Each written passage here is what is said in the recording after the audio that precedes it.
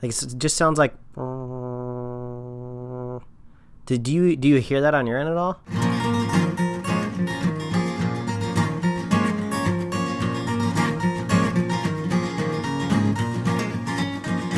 A modern podcast where Chris and Mike talk about TV, movies, superheroes, and everything in between.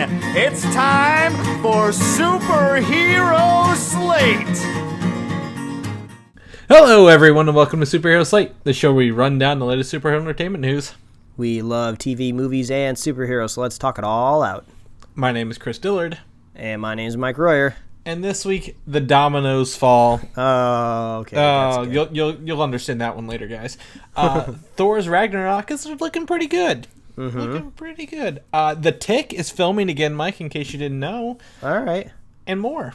You know, with Ragnarok, since like this was kind of like a big news week for that specific movie, like, you know, you and I both are always trying to find kind of like punny titles for the podcast, you know, something that's not too vague, you know, something that everyone can read and understand. So I was like, we already made the Ragnarok and roll pun, and I just can't think of any more puns to go with Ragnarok, and I was like, well, maybe that's just the only one. I think we should just be happy we got that one out of there. So Ragnarok, if anybody out there has any puns to go with that, I would be happy to hear them. Yes, let us know. That way the next time we have Ragnarok news, I guess when the trailer drops, we can put it in there. Because we're out. After 2 years, we're out of Ragnarok puns. We're done. Yeah, exactly. Actually, if you guys know of any big news stories that happened during the week and you think you just have like the perfect punny title for the podcast, just tweet us our way, and there's a good chance we'll probably use it if it meets our high quality of standards over here at the Slate. Yeah, let me tell you. So I put an episode title on every folder every week, and in the past probably 50 episodes, Mike has used 0 of them. So, well, it's only because like you like one day you told me like, oh yeah, it's fine. You could call the episodes whatever you want, and I was like, oh really? I felt like this new sense of like creativity in my brain. So like sometimes it's like just to like cram the words just like into like the images that we make for the podcast. So I'm just like, oh Chris, this is a good title, but you're like one word too long and it doesn't work without it. So we do what we can over here, you know. 90% of the time I don't find out the episode's title until after the episode is done. So that's just a little fun fact about Superhero Slate. To be fair, if you want to hear a little bit more inside baseball, even when we were going by your titles, we would finish recording the episode and you'd be like, wait, what did I call this episode again? So you didn't even remember them anyway. So hey, next week's news starts as soon as we stop recording, so I got to get on that pretty quick. True. So there you go. Some fun facts about the Superhero Slate for you this week, guys. Yeah. I just want to throw this out there. I went to some fun facts. I went to Lexington Comic and Toy Con yesterday. Yeah, and this is the mysterious time of the year where you're like at a convention every weekend, and I don't even know what it is, but there's always like random pictures of you, and I was just like, where is he? He's not in Chicago yet. No, I think he's in some city down there in the mixture of the Midwest and the South. Not quite Louisville, but Lexington, another L city in Kentucky, which actually had a lot of big people there. All the original bounty hunters from Empire Strikes Back who were in the costumes were there. I got pictures of the voice of Goku from Dragon Ball Z. Awesome. The voice of Rocco from Rocco's Modern Life was there. Oh, cool. He's going to have some more work soon. They're bringing that show back for a movie. Yeah, a bunch of stuff like that. A bunch of Power Rangers, like tons of old Power Rangers I never even heard of were there. And I think the biggest draw was the Jay and Silent Bob panels that they had there. So cool, big lines for those. And the guy who played Shades and Luke Cage. Man, I can't even think of his name right now. Well, all I can say is I sense that you're bearing the lead here because I think the bigger news here is I saw an awesome picture that you posted on social media this weekend, and I want to hear the story behind it. Yes, so if you follow our Facebook page, you will see I posted a picture of myself and actor Sean Gunn, the brother of James Gunn, and you might recognize him from such films as Guardians of the Galaxy. And Guardians of the Galaxy Volume 2, I think he's in the trailer. He played the character Kraglin in those, and Now, people out there might assume he is the lesser of the Gunns because I don't know if James Gunn is his older brother or not, but I personally love Sean Gunn, and this household over here does because we're big Gilmore Girls fans, and he plays Kirk in Gilmore Girls, and he is hilarious in that show, whether you like it or not. His character is funny. So I showed the picture to my wife, and I was like, look. Chris met Kirk. Well, also he did the mocap for Rocket Raccoon in the first Guardians movie, so a lot of that. And as someone pointed out on my Facebook page, people might recognize him from his line, "Captain's got to teach stuff." Whenever the Ravagers get Quill out of nowhere, so that was cool. I got my that's my brand new Superhero Slate shirt. That's my new purple one. I like that. I'm wearing. From TeePublic. Really, really happy with that. And then I had a longer sleeve, darker purple one that actually was really cool to wear this week as well because the weather was chilly here. So I got that picture. That was the only picture I got with anyone this weekend. Went and bought few comic books, a few pop vinyls, and called it a day. So that was my weekend, Mike. But you were at a con, but of a different con. Oh man. Which I did not know was this weekend until after the fact. My Saturday morning was a whirlwind to say the least. So basically, if you have gone to Comic-Con before, as in the previous year, you are eligible for the Comic-Con pre-sale tickets. This is the San Diego Comic-Con, to be exact. So I don't know exactly what percentage of badges they sell during the pre-registration, but it's pretty low. Like you're gonna have like a pretty low chance. Maybe like 10, maybe 20% all go on that pre-sale. But anyway, so I had my wife in a waiting room. I was in a waiting room. We had our friend of the show, Quentin Parker, was also in a waiting room. We're just waiting to see which one of the three of us breaks into this digital waiting room to get badges. And if anybody's familiar with this, you understand the process of the waiting room. Is like you just have this taunting animated GIF of this spinning loading icon that just stares you in the face, that's just reminding you that you don't need to refresh the page. And you get these little yellow banner updates telling you like little quirky, funny things about like, oh, don't worry, there's still badges left. You'll still be able to, I don't know, see more strange things at the Comic-Con. I don't know, they try to be hip with these updates. But once the people start to buy tickets, you start to see these ominous signs of just like preview night badges are selling quickly. They might be gone soon. And then you see your first update of, oh, Wednesday night badges are now sold out. But don't worry, all the other days are still available. So you start to get the sweat. You're just, oh, no, I'm still in this waiting room. It's all randomized when you get in. You don't really know when you're going to get a badge. So you're just like, oh, crap, I'm probably going to get in there. The only thing that's going to be left is Sunday. And that's just not as fun. But the clouds parted, the sun rays just dropped down on me and bathed me in light, and I got in and I was able to get the best combination of days, I think, for San Diego Comic-Con, which is a Friday and Saturday. So I will be at San Diego Comic-Con again this year. I think I'm going on 6 years in a row, and it's going to be super awesome. So I'll be there supporting Superhero Slate, getting all the news that I can. Mm-hmm. So we should have, as always, a super awesome Comic-Con special episode coming up at the end of July. So, I'm stoked. Yes, always. One of my favorite ones because I always have more news than Mike, and he was there to talk about. But it's just impossible to even like keep up with any of it. But man, the vibe down there is so cool. I'm sure people that are listening to this podcast are familiar with the con, and if you ever have wanted to go to like Nerd Mecca, you gotta go. It's so fun. Mm-hmm. Yeah, well, had I known this, I'd have been like, Mike, save me a spot. But you know what? Maybe next time. Well, it's pre-registration. I only could have got you a badge if you went last year. So don't worry. If you guys still want to go to Comic-Con this year, you can still do the open registration. I think it's probably going to be maybe in a month, maybe 2 months. I'm not really sure when they do it, but it basically gives the open public the ability to buy the badges. So keep an eye out for that, and I wish you luck. Yes. Good luck to everyone. If it comes available, Mike, will you post it on social media for us? That way people know. Oh yeah. If I see it, I'll let everybody know. Great. Well, that's cool. That's glad. I'm glad to know. I'm actually maybe this year we can bring in Quentin on the show as well and talk about your guys' experience because it's always fun talking about San Diego. Awesome. Yeah, I love it. So we'll do that. But it's time to get into the news, and the only reason I want to talk about this is because I think you're going to get to witness a lot of this at San Diego this year, Mike, and that is Thor's Ragnarok. Yeah, we've been kind of waiting for news like this to drop. Yes, so we got our first official, like, tons of images of Thor Ragnarok this week. And this is I think would be considered like the first official, I guess, look at Thor.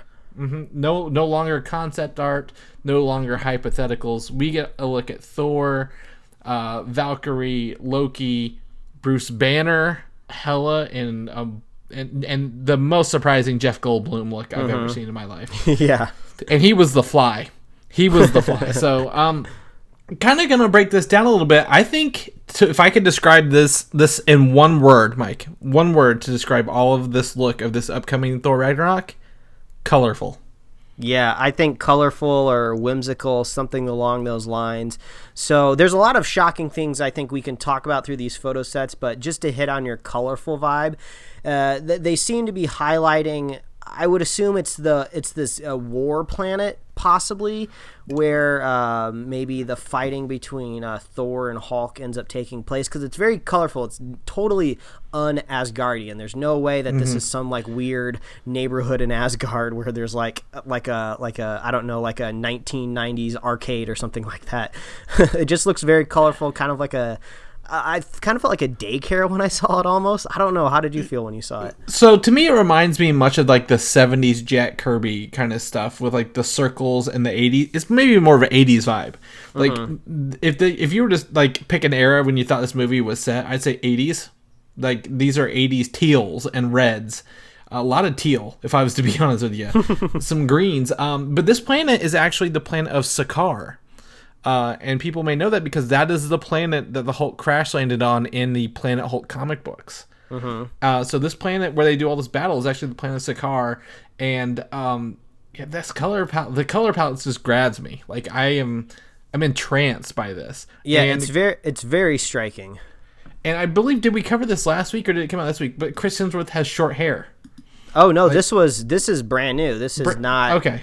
Yeah, this has not come out yet. I think that's the other striking thing we talk about here, and probably the maybe first biggest reveal out of this is his long locks. They are gone. Yes, so he has been, it looks like maybe shaved for battle, gladiator battles. He's very armored. Loki still has his long flowing hair and looks just as ravishing as usual. But also, if this is a scene from the film, Bruce Banner is in a suit and glasses. Yeah, so that's, I guess, I mean, I don't know, there's lots, there's so much that can be speculated about here, because we're just getting like these juicy just little tidbits of just what we are just trying to assume here. So we're trying to figure out exactly how Hulk, works in with Thor. Like I think we're kind of operating under the assumption when he flies away in that Quinjet at the end of Age of Ultron that he literally just flies off into another plane of existence or something like that. So I'm just like, does he have like a spare suit on that plane? Like, is he wearing like an Asgardian suit? Like, I'm just kind of curious, like, did he circle back around to his apartment before he took off and left Earth forever? I don't know. So I'm just like, well, what are you doing there, Banner? Stop by the dry cleaner on his way to Sakaar there. But then also, there was some information about Sakaar. Is that it's the where every wormhole across the universe that dumps out its trash. So this is where all the people with all sorts of life have incredible abilities and powers. So that also puts Thor in an interesting place because people can match his strength from Asgard on these battles. So that also might be how the Hulk got there, is to a wormhole. We don't know. I'm definitely picking up the Thor the Ragnarok prequel comics, which come out. Like, they have 2 prequel comics usually for every movie, so I'll find out about that. But I think another thing we get to walk away with here is our first look at Hela. Finally, we've seen concept art after concept art. Yeah, this photo is crazy. Like, it's so hard to believe.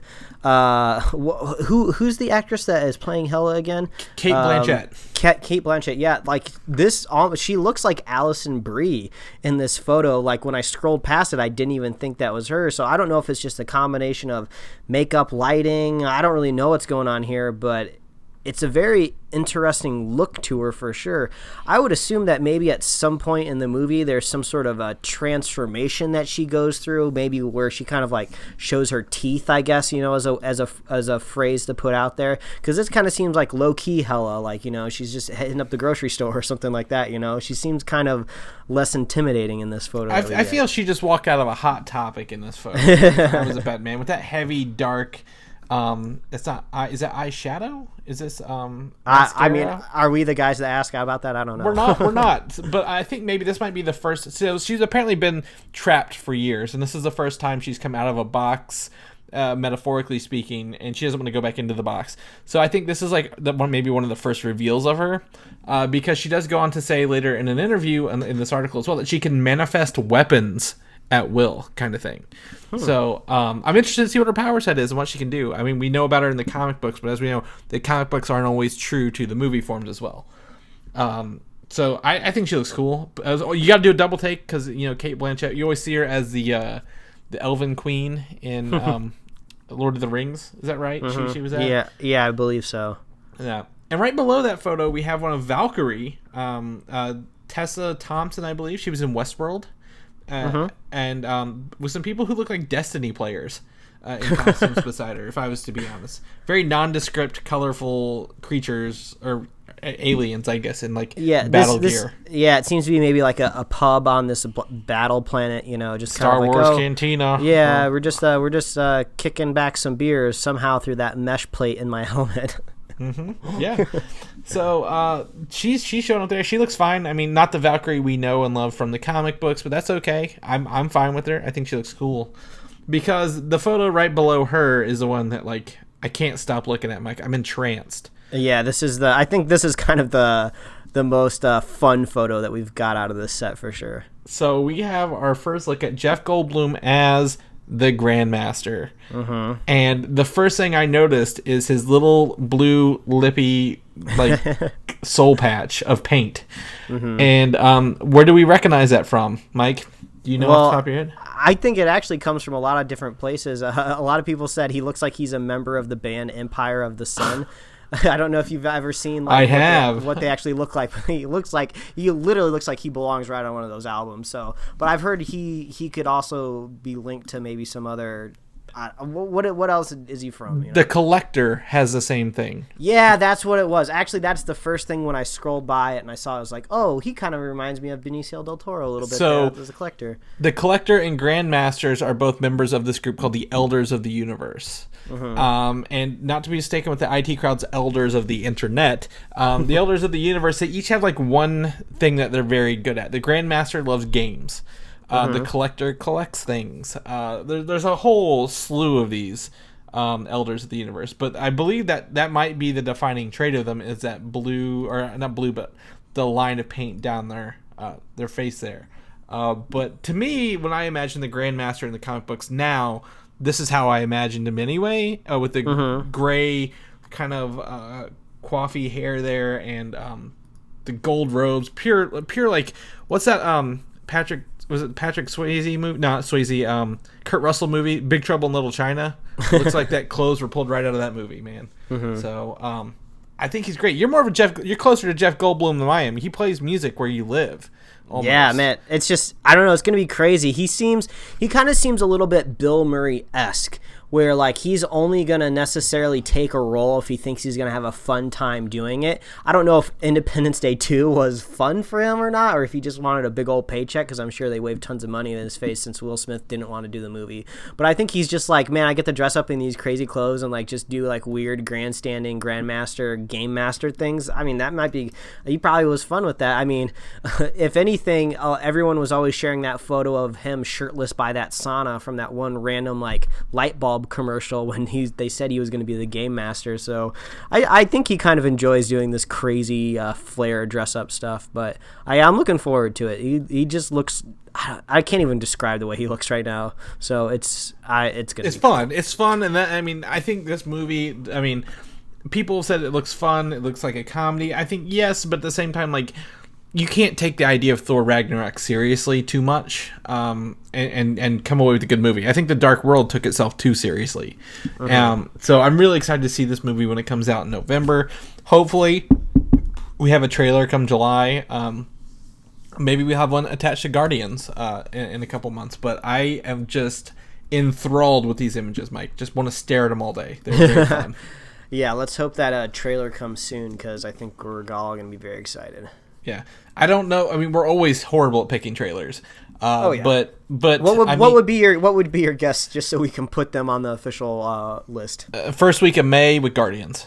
All right, yeah, that would probably ring true. I think, I'll go ahead and agree with that. Because Thor is going to be the hardest sell of the 3 Marvel films this year.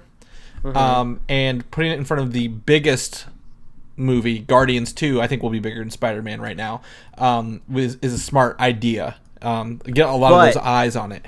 But as we did see with Lego Batman coming out this year, what did they do right after Lego Batman came out? They came out with that Infinity War kind of sizzle reel type deal. So maybe they're going to hold off maybe for like an extra month and maybe put it in front of Wonder Woman, just to be like, hey, screw you, DC. Here's our Thor trailer right in front of your Wonder Woman. I mean, I hope that's not the case, because that means I have to wait another month. But May in front of Guardians, that does seem about right. Yeah, well, they did also put Guardians, a new Guardians trailer in front of Logan. So I don't know. Who know? Well, I didn't get to see it, but who knows, man? We're horrible at this game. That's not our game at all. We can't pick trailers. No, we can't. No, but we're here about news, Mike. We know the facts, and the facts are Infinity War has a new actor added that is not. He said he's cast and he's filming, but Marvel hasn't released anything yet. But the actor Terry Notary, who's known for doing motion capture almost as much as Andy Serkis on Kong Skull Island, which I hear is knocking out of the park in the box office this month. Planet of the Apes. I see a monkey trend here. And he was also in The Hobbit. I don't know which one he played in The Hobbit, but he's done a bunch of motion capture lately. Has said that he's playing Thanos' right-hand man in the upcoming Infinity War, and probably in motion capture as well. Wow. All right. What do you think of that? I mean, I think motion capture is going to be a pretty exploding industry here. I mean, as you're seeing things like the Jungle Book and also Lion King from Disney, I think they're just going to be making entire movies in CG and not necessarily to make Pixar movies. So maybe motion capture will be this whole new industry for actors. Kids will grow up and be like, oh, what do you want to be when you grow up? Oh, I want to be an actor. Oh, I want to be a voice actor. Oh, well, I want to be a motion capture actor. Maybe that's going to be it. Yeah, I honestly, I mean, who knows? But I did some research, and by research I mean I've read some comic books where Thanos actually had a crew called the Cull Obsidian, and they were his 5 underlings he had underneath him. And it's on from the one of my favorite series is Infinity. The main it's an event in Marvel called Infinity, and his right-hand man in that is a character called Corvus Glaive, which was rumored recently to be in this movie. So he's also said he was playing with 3 other people other than Josh Brolin. So I think there might be at least maybe 3 of the, I think 5 or 4 of the 5 Cull Obsidian characters in here. You got to give all of these heroes something to fight, so maybe that makes sense to give him kind of that crew, his entourage. Thanos' entourage. There was and one of my favorite panels in this is a character called Black Dwarf, and he kind of looks like a big the Thing, but more rockier and pointier, kind of like a dinosaur version of him. Okay. And he went up against Black Panther, and let me tell you, the ass whooping Black Panther lays down is probably one of the best things I've ever read in comic books. So awesome. Really, really excited for that. But yeah, if it's Corvus Glaive, even better. I recommend everyone read the series Infinity. It's written like a movie. If anything, I think maybe these movies might take a hint from it. So awesome. We'll hear about that more. We'll have more about that later. That movie is filming. Both of them are filming, so we'll have a lot more. Another movie that's a little farther out from filming is actually Captain Marvel. And that's because they're now reporting to start filming January 8th of 2018. Man, that's so far away.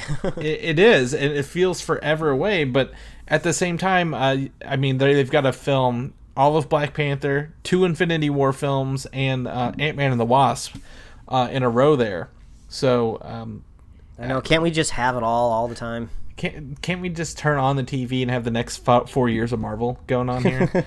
But I think that gives them a good idea to find a director and get the script fine-tuned without having to rush it, to me. It gives Brie Larson a whole nother year to pick up like another Oscar before she takes on the role of Captain Marvel, Mm-hmm.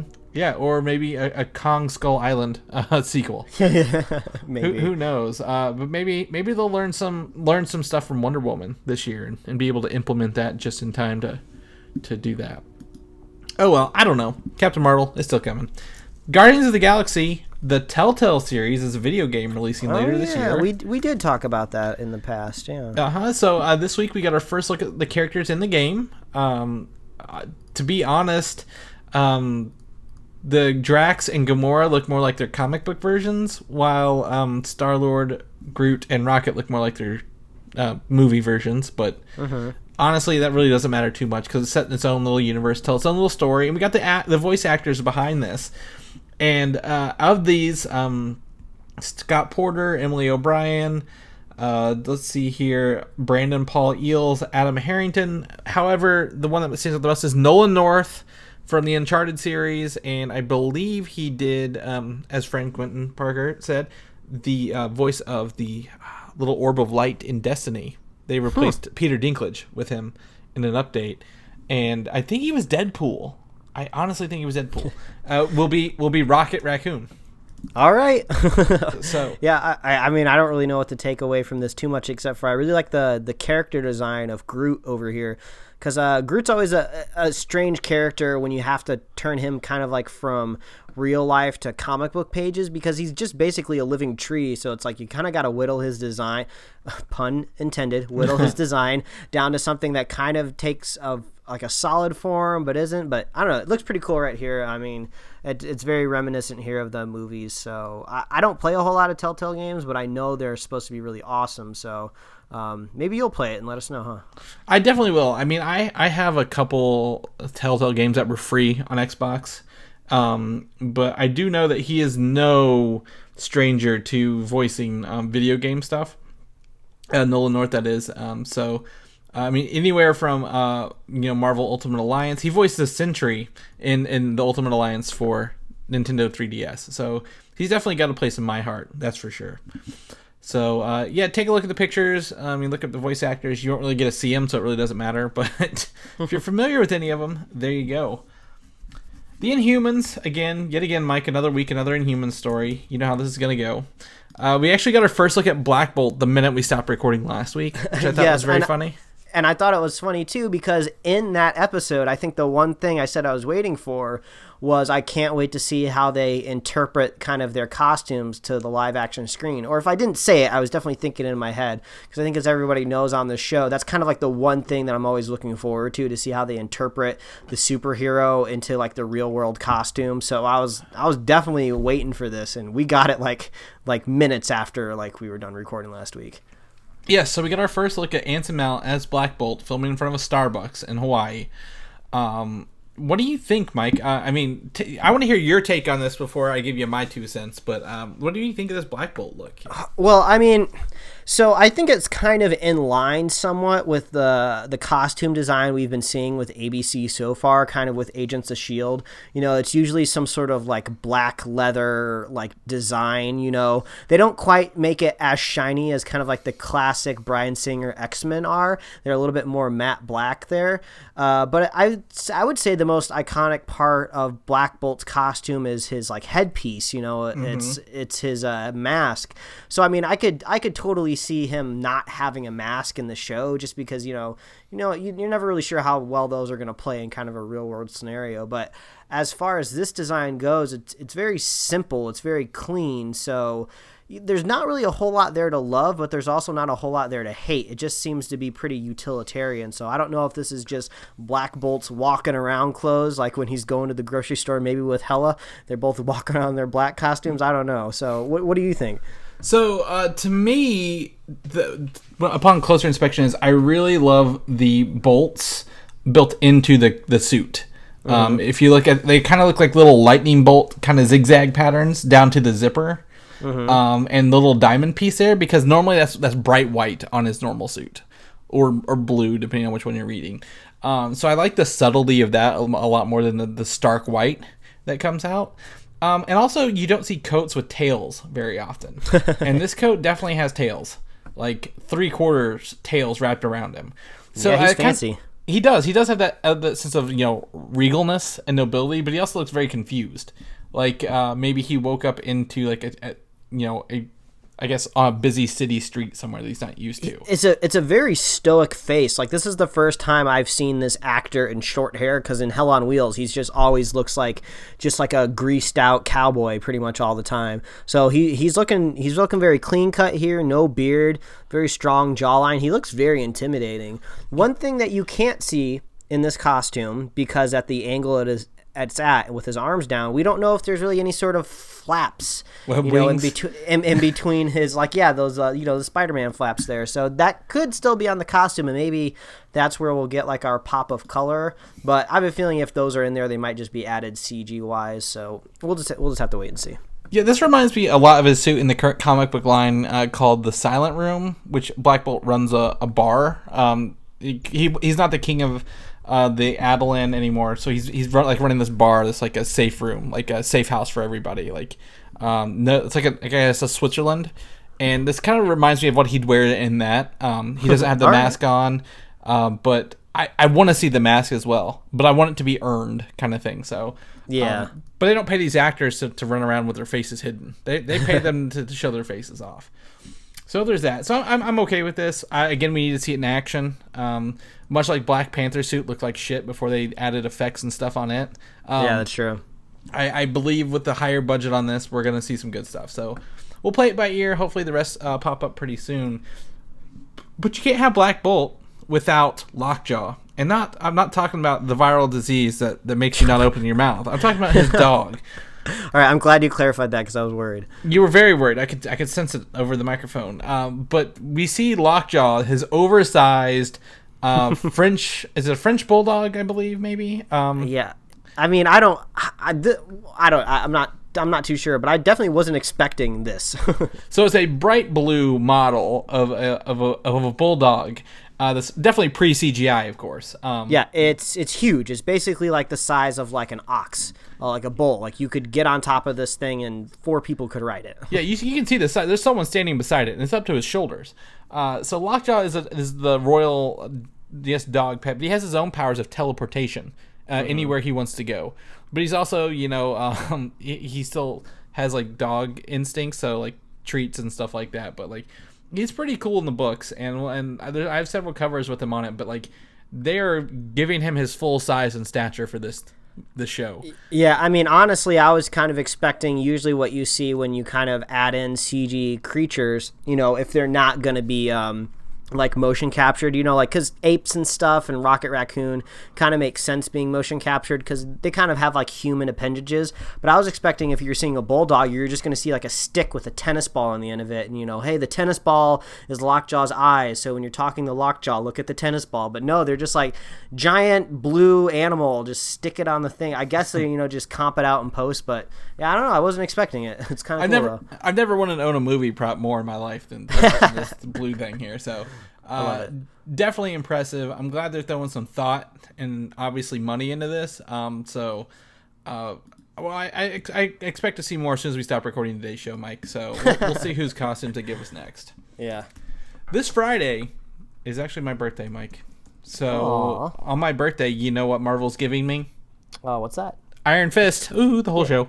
Really excited. So it's releasing this Friday, March 17th. Our spoiler cast will be 1 week after next week. So 2 weeks from today, technically, when we're recording.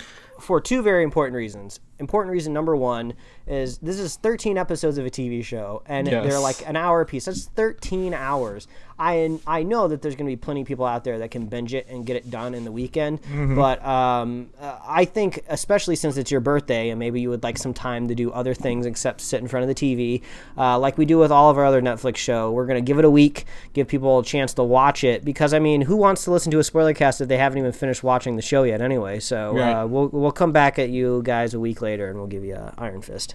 I think also whenever we did that with Luke Cage, it gave me time to absorb it a little better. Yeah. And I was very appreciative of that. So don't worry, we'll have the spoiler cast next week. You don't have to rush through it to listen to us. We'll work with your guys' schedule. Don't worry. Okay. So Chris. Yes. Now that we're talking about Iron Fist, I have something I need you to kind of help me with. Okay. Going off script. Let's do it. Because you are usually like the voice of reason on this podcast, so I kind of need you to maybe turn my thoughts around. Help me out here. So, like what happens when you are on Instagram, you get a lot of recommended photos that you look at. So I'm sure Instagram knows you and me like nerdy comic book stuff, and I'm sure you see that stuff in your Instagram Discover feature. So the kind of the most annoying stuff I see are really annoying DC memes, because they're all like these super passionate people that are making these memes about the DC movies, which I'm just like, I'm surprised there's so much passion behind those to begin with. So they're always just like really bad, and I don't really like memes in general. So I just happened to come across one though that got me a little sad. It was supposedly, I don't know if this is fake news or not, it was a red circle around the supposed Rotten Tomato rating for Iron Fist, and with a bunch of DC heroes looking at the rating and laughing at it. And it was showing like something like a 14% on Rotten Tomatoes for Iron Fist. So I was shocked. So I don't know if this is fake news. I don't know if this is someone just making, something up to poke fun at Marvel, which doesn't really make any sense. I mean, we all want both sides of the camp to succeed. And also, even if it was true, there's a couple things that like you don't really know the origin of the screenshot, to say the least, because before anything comes out on Rotten Tomatoes, people can almost start reviewing it when they haven't even seen it yet, so it could just be haters. And also, I believe, if I remember right, there's kind of two sides to Rotten Tomatoes. There's the critical rating, and then there's the audience rating. So they could have just been circling the audience rating of like two people. So I don't even know what to take away from this like shitty meme that I've already overanalyzed that popped up on my Instagram feed. So all I can say is now I'm worried about Iron Fist. There wasn't any doubt in my head before until I came across this dumb, stupid meme. So Chris, I'm worried. I need you to help me out here. Okay, well, I mean, if I was to tell you anything, first and foremost, we all like what we want. I like things that are horrible. You like things that are horrible, right? Okay. Okay. If it is horrible, we may like it. We don't know. If whoever this is using a DC meme to make fun of Iron Fist, obviously is very biased. You mean, why not have the Avengers or the other Defenders looking down if they were like a Marvel fan? You know what I'm saying? I gotcha. Whether it's true or not, I don't know. And this is, it's been 6 months since Luke Cage, right? Mm-hmm. But spoiler alert for Luke Cage, just in case you want to skip to the next thing, that's fine. But the back half of the Luke Cage sucked, but that show still got a lot of good ratings, didn't it? Yeah, I guess that's true. That was essentially like that season's two pods, I guess, two different segments. And the second one would have been horrible had that been what was just only reviewed or didn't have something else to support it.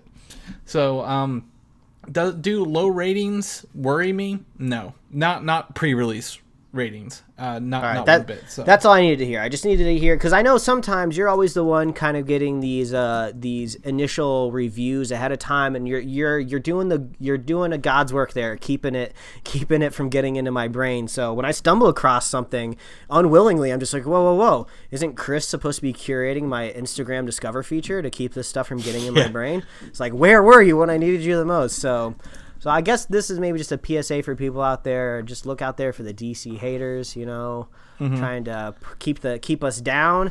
But I don't even want to say us, because I want the DC stuff to be good too. So I don't know. I just got caught in the crossfire, man. So I just got a little worried. So I thought I would bring that to the table. Maybe you can calm me down so I can get excited for Friday again, Oh, I'm excited. It could be at a 0%, Mike, and I'd still be excited.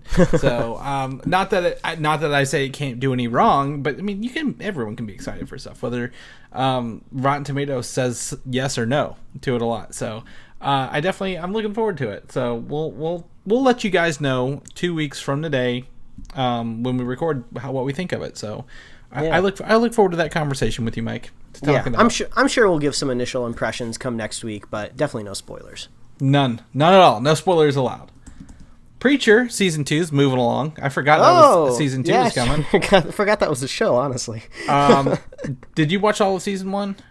No, we watched a couple episodes because we indeed liked it. I forgot the guy's name that plays Preacher, Dominic Cooper, right? Jesse Custer, yeah.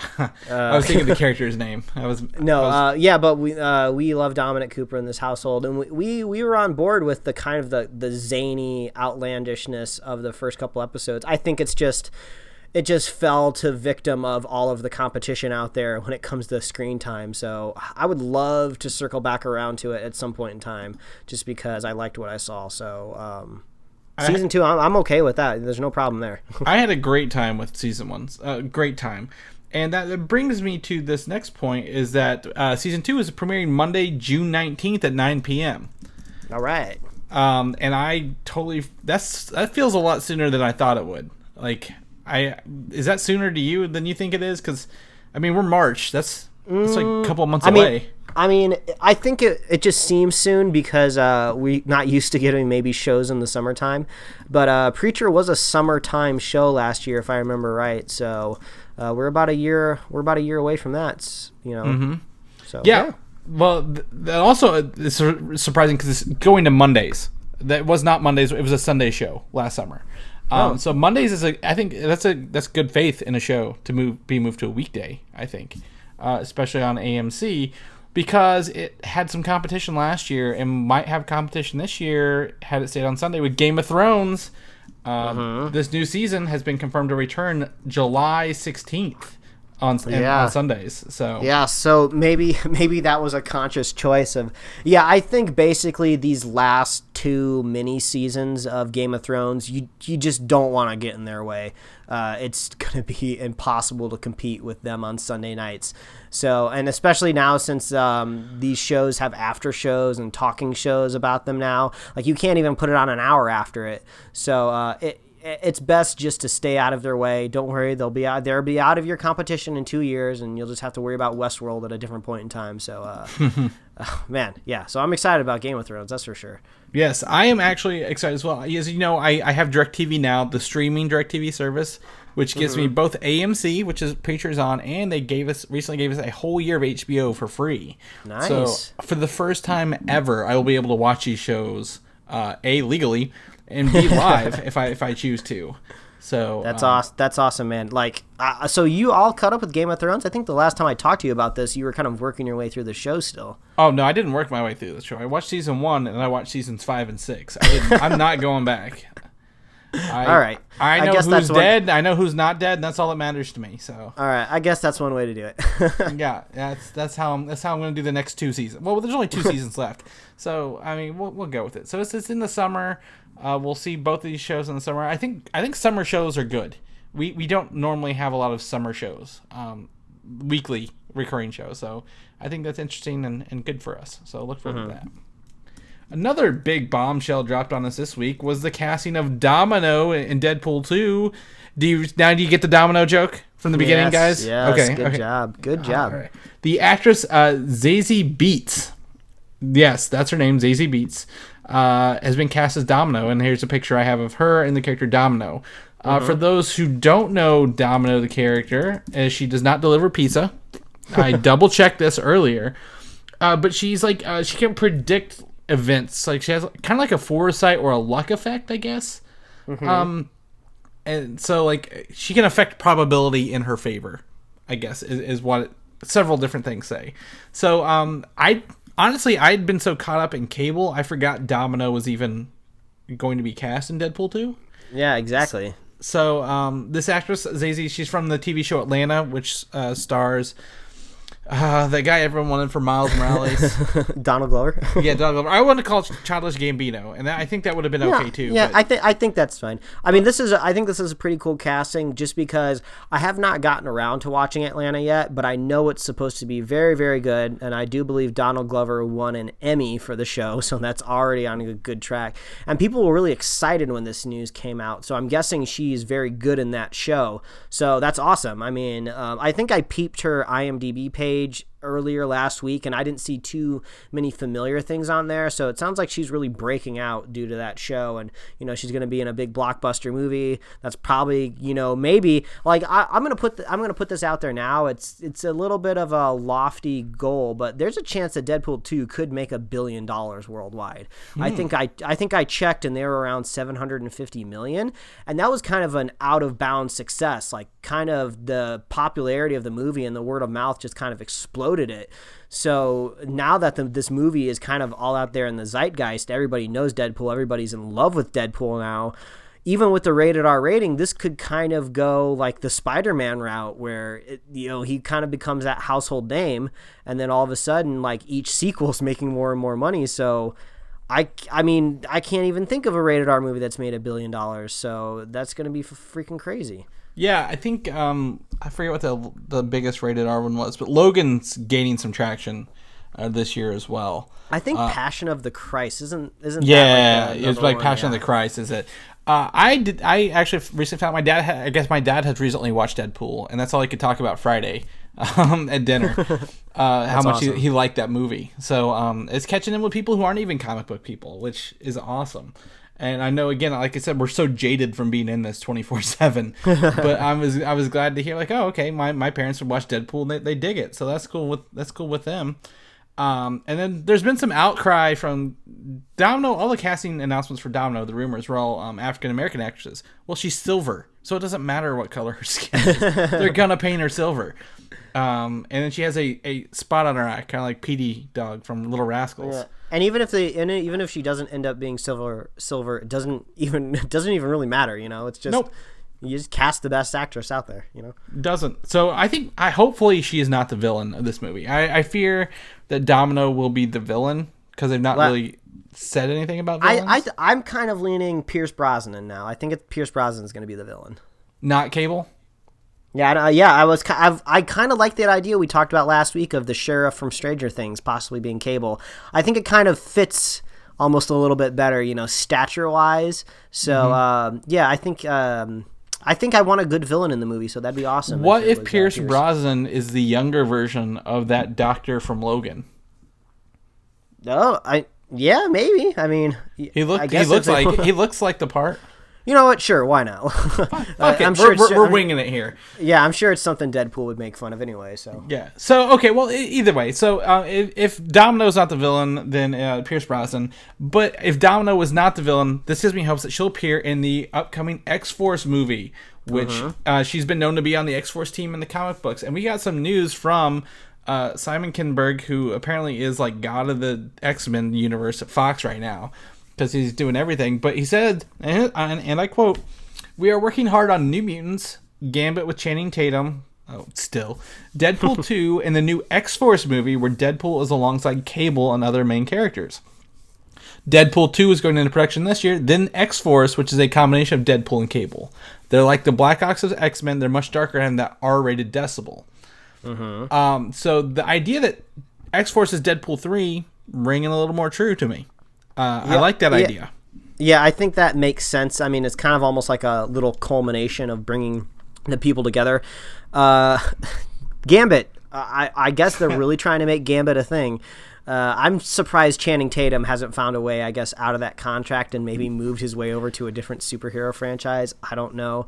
I think the next thing we're probably going to see him in that we're familiar with is the Golden Circle? Is that what the next? Yes, Kingsman 2. Yeah, so we're going to see him in that. So I guess if you're missing out on your Tatum, you're going to get him later this summer. But I don't know. I hardly know him. There's no reason. Fox should totally understand why we're so worried about Gambit, because it's been through up and downs, and we haven't even seen like concept art of what he might even look like as Gambit. So they got to give us something soon, or no one's gonna give a shit, and they're just gonna keep getting shit for it. So, X-Force, we're on board for that. I'm excited for X-Force. If Logan proved anything, R-rated violence, it can work in a movie, a comic book movie. Deadpool and Cable and Domino doing Black Ops stuff as the X-Men. I'm so excited thinking about it. And again, like I said in our text conversation this week, Domino is actually one of my favorite cards to use in my Marvel Legendary game. because she can either be points or attack. So you can use her in either favor, but she does have the X-Force symbol on the cards. So that's what I'll always remember her from. All right. So X-Force, XX. The new X-Men series finally has a title, so we can stop referring to it as the Untitled X-Men series, because Lord knows we've been doing that all day. But it's called Gifted. Okay. And Gifted is actually the title of Joss Whedon's Astonishing X-Men run. Okay. The first arc was called Gifted. Now, I don't think this is related to it at all, because that stars, very iconic X-Men, the X-Men team. But I mean, I guess it's a cool throwback. I guess it's a good use of the name, since they probably can't use it anywhere else. Mm-hmm. So the show is officially titled Gifted, and the actor Blair Redford, known for the show Switched at Birth, I think we talked about before. Your wife's a big fan of Switched at Birth? Yes, she is a big fan of that show. She hate watches the show, just to be clear. So okay, well, of course, we all have shows we hate watch. And is playing the character John Proudstar, or it's supposed to be called some other name, but a picture showed his character with the name Thunderbird. And we're not talking the car, okay? He's not driving a Thunderbird around in this show. Thunderbird is the brother, is known as John Proudstar, and is the brother of the character known as Warpath, who we actually saw in Days of Future Past. He was a Native American fellow who was taking on the Sentinels with superhuman strength and stuff like that in the future. So I think that's cool they're using other characters. They're not related, of course, because Fox gives a flying fuck about continuity. But I'm just like, how do we keep track of all of these, I guess, new mutants? We're getting a new Mutants movie where we're going to get all of these new mutants that we're going to have to learn to love and, be excited to see on screen. Then we're going to get also all of these new mutants in this X-Men TV series. Who knows what time frame that's going to be in. So how are we supposed to keep track of any of this, And also, are they saving all of their best X-Men maybe for the movies, and they're kind of putting the ones that maybe have easier powers to portray on a TV budget on the TV side of things? That's kind of what I'm wondering. Yeah, I honestly could not tell you. They're just throwing stuff against the wall and seeing if it sticks. If I had any idea, yeah. A good way to get me excited is when I was looking at these notes for our episode. You wrote down Joss Whedon run, which almost made me thought for 2 seconds: is Joss Whedon seriously the show around this show? Because that would be the one thing that makes me 180 in 2 seconds. I would have lost it if you would tell me, oh, Joss Whedon's helming the show. I would have flipped. So no, it's Bryan Singer directing the pilot, so we're all screwed. Yeah, I guess so. Well, there, I've corrected the notes to say Joss Whedon's Astonishing X-Men run. Okay, but reading it like that, you're right. That sounds good. I like throwing curveballs in there. So Gifted is a show coming to Fox, and again, with Logan and Legion doing well, there's still faint glimmers of hope that something could be done well in the right hands, but those hands are not the people currently running Fox. So, oh well. Either way. Now, I want to talk a little bit. You said you had something to share with this, but we're going to talk about Wonder Woman, which got a new trailer called the Official Origins trailer today, which is a lot more of the growth of Diana of Themyscira, also known as Wonder Woman, and what she's doing here. I actually really enjoyed this trailer, Mike. This is the one that brought me back on board, because it's not just mindless action and slow motion shots. It has some story to it. But you said you had something you want to share with us on this. Well, so two things specifically about this trailer. The trailer was fine. Didn't exactly give me goosebumps. We're kind of just seeing just similar stagings from what we've seen in the other trailers. I guess we can commend Warner Brothers for not just revealing big enemies, in this in the trailer. We hated that in Batman vs Superman. So I'm glad they kind of showed some restraint here, kind of bearing the lead on what maybe big baddie Wonder Woman's really going to be fighting. We think it's probably going to be Ares, but we, cool thing is we don't know what he looks like, don't necessarily know who's playing him or what that's going to look like, so that's cool. They still kind of fell on that same trope that they've done in every trailer so far, which is at the very end, let's put Wonder Woman in a weird scenario where she's where she's trying. The song. No, the song's cool, but but there's always a weird thing where she's trying to walk through the door, or trying to be human, or I don't know, put on a dress. There's always some weird moment there, so they kind of they ended on that again, so I was like, oh, okay, I hope they didn't do all their funny moments in the trailer here. But the thing I had to put on here was at the radio station where I work is sometimes there's words buzzing around, there's producers talking about people that they know that have seen these movies and so on and so forth. So I won't give out any names specifically, but there's lots of different people there that work in the Hollywood sector. And I heard people say a couple weeks ago, when the Logan movie was coming out, they're like, oh, the Logan movie was pretty cool. I'm hearing good things. Basically, they're saying I'm hearing good things about the Logan movie. So, and I went and saw Logan, and Logan was very good. So, I could give some credence to that rumor floating around. But then this week I heard, Wonder Woman's not looking that good from people that had seen the movie. So I guess take that with a very big grain of salt. Very big grain of salt. But I guess that's the first whispering I've started to hear about this movie. So I don't really know exactly what to take away from that. I'm just hoping for a competent movie. I don't think this movie needs to blow me out of the water. This doesn't need to be on Winter Soldier's level. This doesn't even necessarily need to be on like Thor level. It just needs to not make me angry, and I will be okay with it. Because hopefully we roll on later into the year into Justice League, and that's really kind of where they need to blow me off my socks to kind of make me change my view over there about that studio. Yeah, I don't know if we're gonna get that far. But, Wonder Woman, to me, again, I'm not as excited as most people. You know this. We've talked about this. Mm-hmm. But this was the first trailer to show me that there's actually maybe a little bit of story to the trailer. A little bit of an arc for Diana, other than just mindless action. Because the other ones, to me, were mindless action. And just, here's some cool effects we're throwing in the movie. Slow motion fighting and...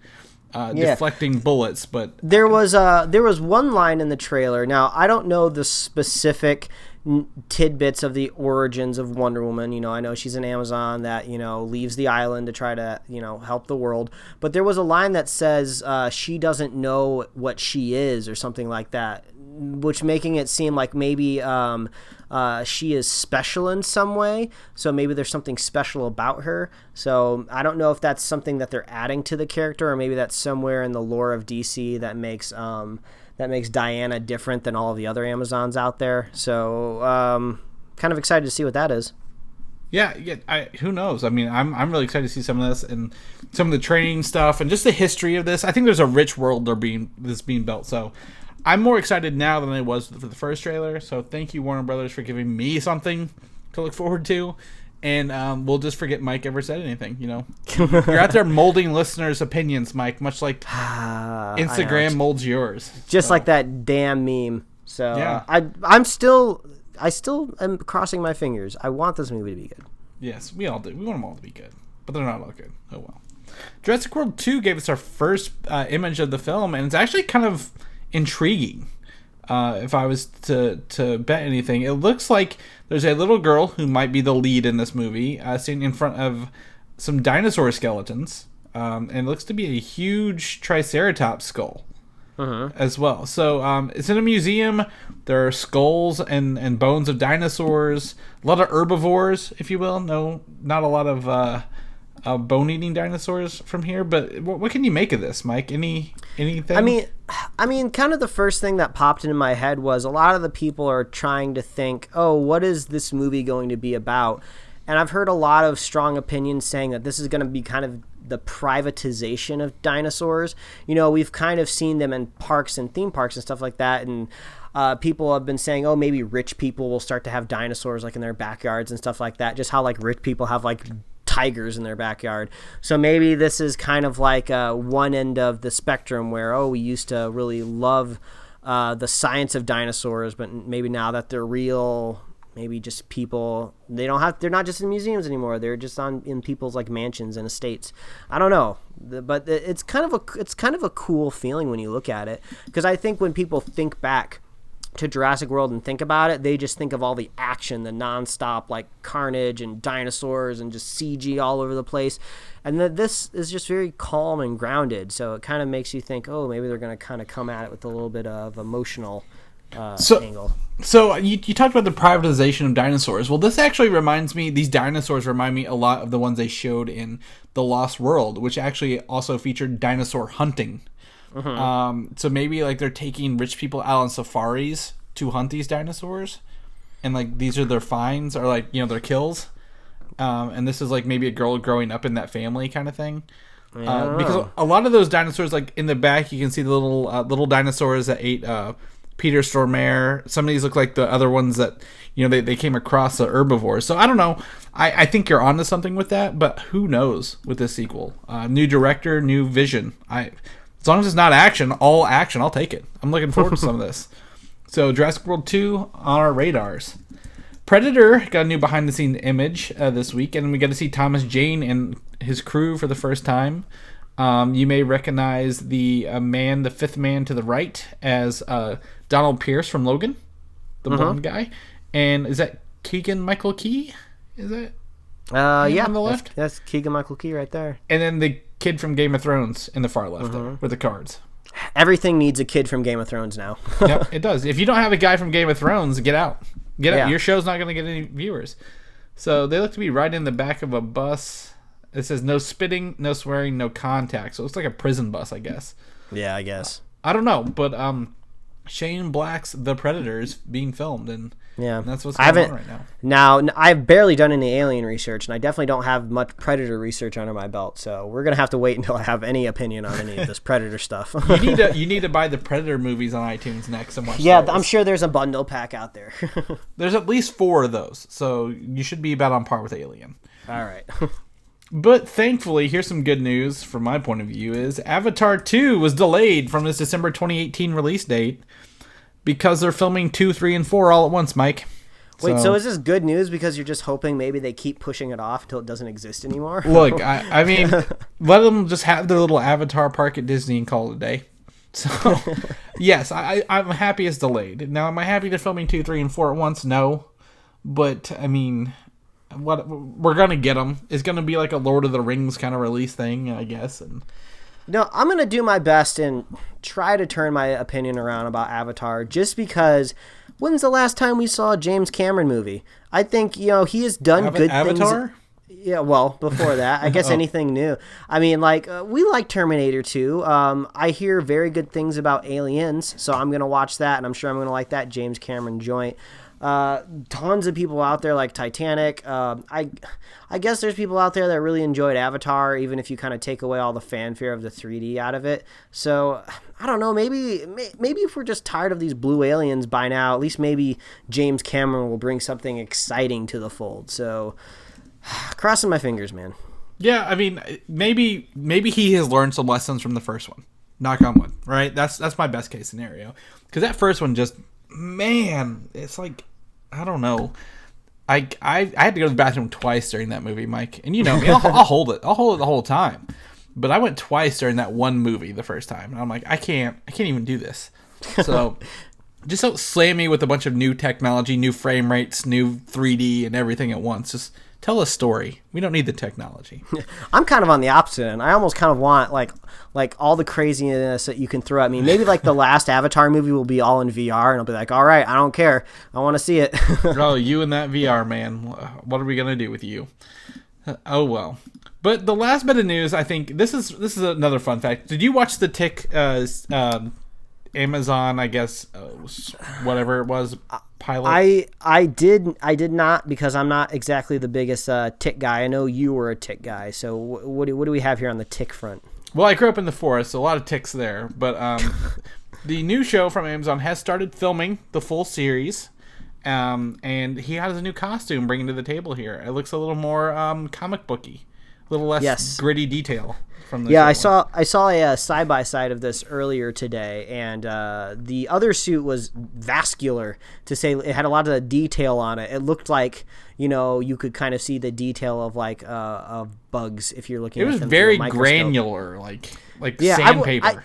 I personally didn't hate it, but I don't have a soft spot in my heart for the Tick. So I guess maybe some people are enjoying this new costume that we're looking at right here. Yeah, probably some of the feedback they got. I mean, the joints on it look kind of like insect, like legs and abdomens and stuff like that. I like the brighter blue, kind of fits it a little better. You should really watch the pilot on Amazon. It's still there. It's definitely like a very gritty show with like a a superhero kind of aspect thrown in. Like, it's silly at times, but right when it should be. I wanted to hate it, loved it. Maybe not so much love, very strongly liked it. I'm not going to marry it, Mike, but I did like it. So, all right, good to know. So they're filming this series. I will definitely be keeping our Amazon Prime to watch this. So, well, you got to keep that 2-day shipping no matter what. So free 2-day shipping, and if you don't need it in 2 days, get some free credits. So definitely enjoying this Tick thing. So that's the last bit of news. I'm going to end on a good note there with that Tick costume. Love it. Bright blue, baby blue. That's our show for the day, Mike. If people want to learn more about you and stuff you do, where can they find that out? Well, they can follow me at Mike Royer Design on Twitter and Instagram, and you can read my webcomics at pickledcomics.com. Chris, if people want to keep track of your GPS location, if it might be or may be at a Comic-Con, where can they follow that at? Good luck with that. I don't even know where I am half the time. But you can find me on Twitter, Valdan, Valdan, and I'll have it there, and I'll probably put it on my Instagram and post it there, whatever. Yeah, I post a lot of stuff we do on Superhero Slate on the Facebook page as well. So when Mike talks about the Facebook page, we mean it. We really mean it. Also, you can listen to my other podcasts, Film Side Chats, listen to some of those, or read my stuff on Comic UI. I'm digging out some old interviews I did from Comic UI, like 2013 era interviews. And because they were just audio recordings on our phone and putting them up on YouTube because they're still relevant today. One of them was with Chris Yost, the director of, or I guess the writer of Thor and Thor the Dark World. And he did a lot of Earth's Mightiest Heroes. I think he was a showrunner on Earth's Mightiest Heroes for a while. So digging some of that out to finally get those on YouTube with that. So there's awesome. That. This might be someone's first time listening to Superhero Slate. They saw my shirt at Lexington Comic-Con, Mike. And they also may want to know where they can get some of those shirts. So tell them about everywhere they can find Superhero Slate at for us. Well, as I say every week, please visit superheroslate.com. That is the best place to find all the avenues we host this show and also our awesome show notes. So if you want to take a look at all these awesome photos and videos that we talked about, you can see that at superheroslate.com. And you can also find us on iTunes, YouTube, Google Play Music, SoundCloud, Stitcher, Tumblr. You can subscribe and get us right in your email inbox every week. And you can like us on Facebook. You can follow us on Twitter. You can even follow us on Instagram, and you can pick up some Superhero Slate shirts at superheroslate.com/a-store, and that'll be just like that shirt Chris is wearing in that photo with the nice young man Sean Gunn. But if you're a fan of the show, please consider leaving us a review, a comment, a like. We really appreciate that. We love seeing the feedback. It gets us hyped and excited even more than we usually are to hop on the mic every week. And if you're a super fan of the show, all you got to do is share the show with a friend, share the show with a buddy, and we will be here every week to talk about the latest superhero entertainment news. Yes, I think we should go ahead and just say it now, Mike. I don't think we should do a spoiler cast on Beauty and the Beast, so stop asking me. Yeah, I mean, I was just gonna text you because I figured your wife was gonna see it night of, so I'll just text you to see if it was any good. Yeah, well, I mean, we talked about, so my theater got bought out by AMC, so they're in the process of switching their systems over, so reserve seating is not available for Beauty and the Beast. So oh no, Thursday's gonna be wild at the IMAX. Let me tell you what. I'm gonna have to push little old ladies down to watch this thing. Do it. Live stream it on your Instagram. Yeah, I will. So, all right. Well, that's it for this week. Thank you, everybody, and we'll catch you next week. All right. Bye. Thanks for listening, and don't forget to subscribe. I was making the featured image the other day, and I was like, what the fuck is that noise? So, all right.